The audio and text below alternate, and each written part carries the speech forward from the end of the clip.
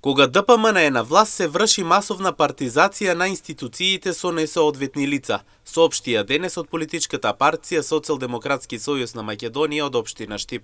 Председателот Павел Иванов во својата изјава вели дека сите се спротивно со своите дипломи од местото каде што се задолжени. Секогаш кога ДПМН е на власт, се врши масовна партизација на институциите со некомпетентни и несоодветни лица на позицијата на која се поставени. За ДПМН квалификациите и способностите за одржување на водовод се исти како и квалификациите за менаџирање на Центар за јавно здравје.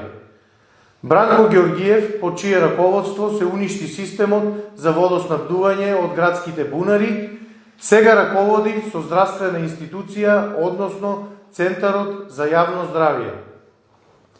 Уште по несоодветен е и Драган Георгиев, кој замислете со Шумарски факултет раководи со националната установа Библиотека Гоце Делчев, додека единствен задолжен за градежните работи на Јорданов е лицето Јордан Чотонев по занимање музичар. Иванов додава дека граѓаните се ужаснати од овие кадровски рокади и сместување во директорските столчиња лица кои што се некомпетентни. Граѓаните се ужаснати од овие кадровски рокади и сместување на директорски столчиња на лица кои се далеку од образовно соодветни и компетентни.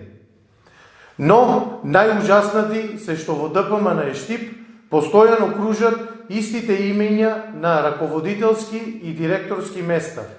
Она што додатно вели тој е дека за ДПМН квалификациите и способностите за одржување на водовод се исти како и квалификациите за менаџирање за Центарот за јавно здравје.